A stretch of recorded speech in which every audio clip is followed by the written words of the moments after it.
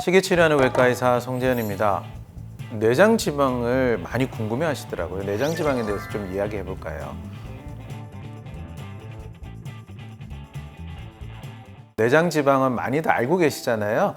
TV 프로에 제가 출연했을 때도 얘기도 많이 했었고 다른 의사 선생님들도 많이 얘기하시는데, 우리 몸의 지방은 피하 지방, 피부 밑에 있는 지방층이 있고요. 그 다음에 장기들 사이에 우리 몸에 있는 내부 장기들 사이사이에 끼이는 지방이 있어요. 이것이 바로 피하 지방이라고 하죠. 더 심해지면 사실은 그 장기에도 지방이 끼기도 해요. 근육 안에도 막 지방이 끼기도 하거든요. 정말 지방이 많아지면 정말 심각해지는 거죠.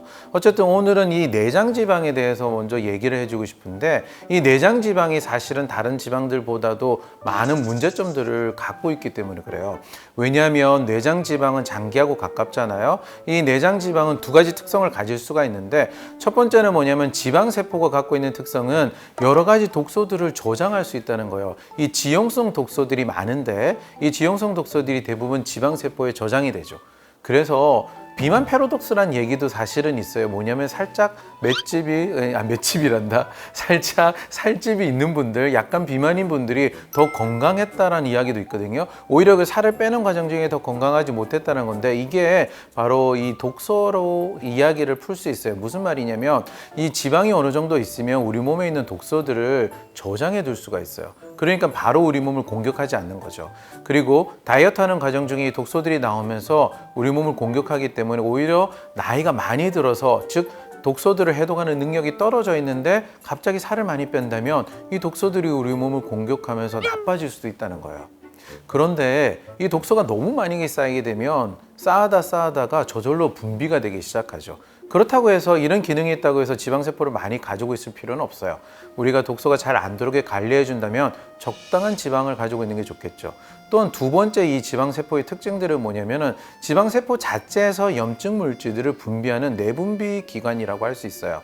이런 여러 가지 염증에 관여하는 물질들을 분비를 하게 되거든요. 그러니까 지방세포가 너무 많아지게 되면 이 물질들이 많이 나오면서 우리 몸에 염증들을 또한 일으키게 돼요. 바로 이런 것들이 장기 근처에 있는 내장 지방은 훨씬 우리 몸에 많은 영향을 미친다는 거죠. 바로 혈관이라든지 또는 장기에 직접적으로도 영향을 미치면서 우리에게 질병을 가져오거나 건강을 악화시킬 수가 있답니다. 그렇기 때문에 내장 지방을 줄이는 것은 건강과 바로 직결되어 있다고 보셔야 돼요. 자, 그러면 내장 지방은 과연 어디에 가장 영향을 많이 받을까? 그게 제일 궁금한데, 바로 음식이에요. 우리 피하 지방은 같이 살이 찌게 되지만 사실은 운동에 많은 영향을 더 많이 받을 수 있습니다. 물론 식이요법도 같이 하시겠지만, 정말 많은 운동을 해가지고 살을 뺐던 분들이 갑자기 나타나게 되면은 가장 우리가 보는 게 뭐죠? 얼굴살이 갑자기 쏙 빠져 있죠. 이 얼굴에 있는 피하 지방도 운동에 영향을 되게 많이 받거든요. 그런데 내장 지방은 운동을 많이 했을 때 영향을 받기는 하지만 사실은 이 먹는 것에 훨씬 영향을 많이 받습니다. 그래서 정제된 탄수화물, 설탕, 또 밀가루 같은 음식들을, 또는 독소가 많은 음식들을 먹게 된다면 내장 지방은 빨리 늘어나게 되고요. 반대로 이런 음식들을 많이 제한해 준다면 운동을 많이 하지 않았음에도 불구하고 내장 지방을 빨리 줄일 수가 있답니다.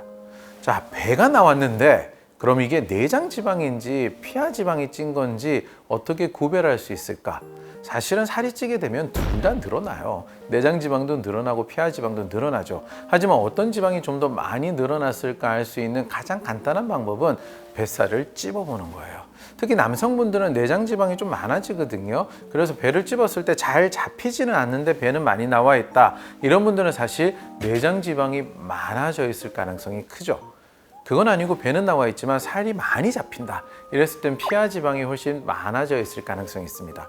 내장 지방이 많아져 있는 분들은, 남성분들은 다이어트를 하게 되거나 살을 뺄 때 운동을 먼저 하겠다고 생각하지만 그분들은 뭘 해야 되죠? 바로 음식을 먼저 조절하셔야 됩니다. 피하 지방이 많다면 운동도 꼭 같이 하셔야만 되죠. 여기서 한 가지 기억해 둘 거는, 여성들은 아랫배가 많이 나오잖아요. 사실 이럴 때는 이 에스트로겐에 의한 영향, 즉 여성 호르몬에 의한 영향은 피하 지방일 가능성이 큽니다.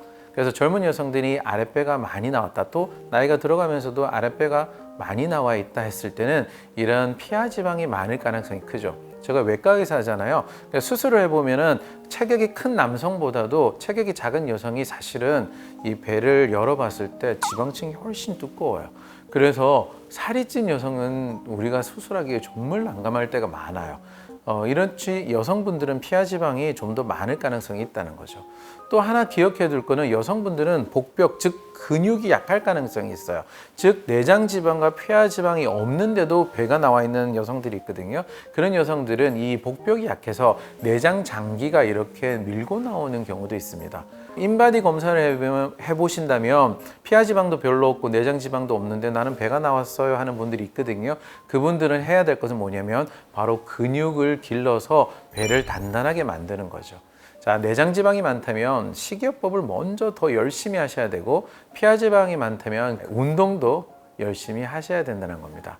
이런 젊은 여성분들이 내장 지방도 피하 지방도 없는데 나는 배가 나왔다 했을 때는 당연히 근육이겠죠. 그래서 복근을 단단하게 만들어 주신다면 훨씬 예쁜 몸매가 될 겁니다. 자, 건강을 위해서 내장 지방 우리가 잘 없애야 될 텐데 그때는 운동보다도 먼저 식이를 열심히 하셔야 되는 거고요. 물론 운동을 하지 말아야 된다. 절대 그건 아니에요. 그래서 식이를 먼저 절제를 해서 설탕과 정제탄수화물 또한 탄수화물 자체도 많이 줄여주시는 게 좋고요. 여기 하면 연관되는 게 뭐죠? 바로 술이에요. 맥주라든지 이런 탄수화물이 들어있는 술들을 많이 먹게 된다면 배가 많이 나오잖아요. 그게 다 내장 지방이 늘게 되는 거죠. 그래서 술도 조심하셔야 되고 12시간 이상 단식하는 거 내장 지방에 되게 좋은 방법입니다. 그리고 거기에다가 인터벌 트레이닝으로 운동을 하신다면 금상첨화겠죠. 제가 절대 운동을 하지 말라는 뜻은 아닙니다. 운동하시는 것도 되게 좋은 방법이지만 식단하는 거 잊어버리지 않는 것이 내장 지방에는 필수다. 이렇게 생각하셔야 됩니다.